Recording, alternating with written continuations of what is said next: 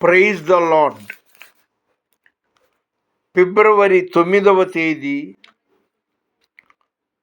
2026 సంవత్సరం సోమవారం రాత్రి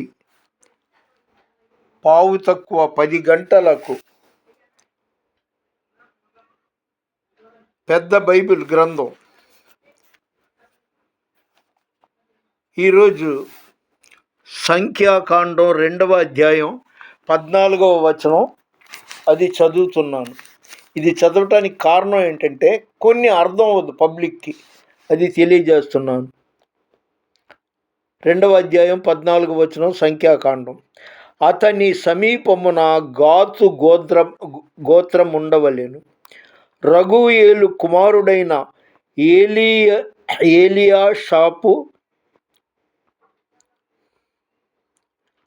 గాదు కుమారులకు ప్రధానుడు. అతని సేన అనగా అతని వారిలో లెక్కింపబడిన వారు 45,650 మంది. రూబేను పాళెములో లెక్కింపబడిన వారందరూ వారి సేనల చొప్పున 151,450 మంది.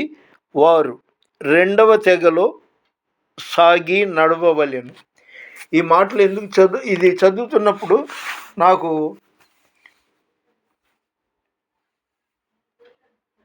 ఫిబ్రవరి 9వ తారీఖు రాత్రి త్రిత్వం అనేది లేదు, త్రియేక దేవుడు అనేది లేదు అనేసి ఒక వీడియో చూశాను. నేనంటాను త్రియేక దేవుడు ఉన్నాడు అని. దేవుడు ఒక్కడే, తండ్రి కుమార పరిశుద్ధాత్మ త్రియేక దేవుడు ఒక్కటే. 95వ కీర్తన 3వ వచనంలో యెహోవా మహాదేవుడు అని ఉంది. తీతు 2వ అధ్యాయం 13వ వచనంలో యేసుక్రీస్తు మహాదేవుడు అని ఉంది. అదేవిధంగా మత్తయి సువార్తలో యోహాను చేత యేసుక్రీస్తు ప్రభువు బాప్తిస్మం పొందినప్పుడు యేసుక్రీస్తు కుమారుడు, పావుర రూపంలో పరిశుద్ధాత్ముడు, ఈయన నా కుమారుడు, ఈయన యందు నేను ఆ మాట ఉంది. అక్కడ త్రియేక దేవుడు కనిపిస్తున్నాడు. ఆదికాండం 18వ అధ్యాయం 1వ వచనంలో కూడా త్రియేక దేవుడు అర్థం చేసుకుంటే ఆత్మీయ జ్ఞానంతో, ఆత్మీయ దృష్టితో త్రియేక దేవుడు ఉన్నాడు. యెహోవాయే యేసుక్రీస్తే పరిశుద్ధాత్ముడు, పరిశుద్ధాత్ముడే త్రియేక దేవుడు. నా మట్టుకు నా వ్యక్తిగతంగా నా ఆత్మీయ దైవ జ్ఞానంతో నేను తెలుసుకున్న నిజం ఇది. త్రియేక దేవుడు ఉన్నాడు. గతంలో కూడా నేను టీవీ ప్రసంగాల్లో కూడా ఈ మాటలు పెట్టి ఉన్నాను. ఇంకా నేను ఉపోద్ఘాతం చెప్పను.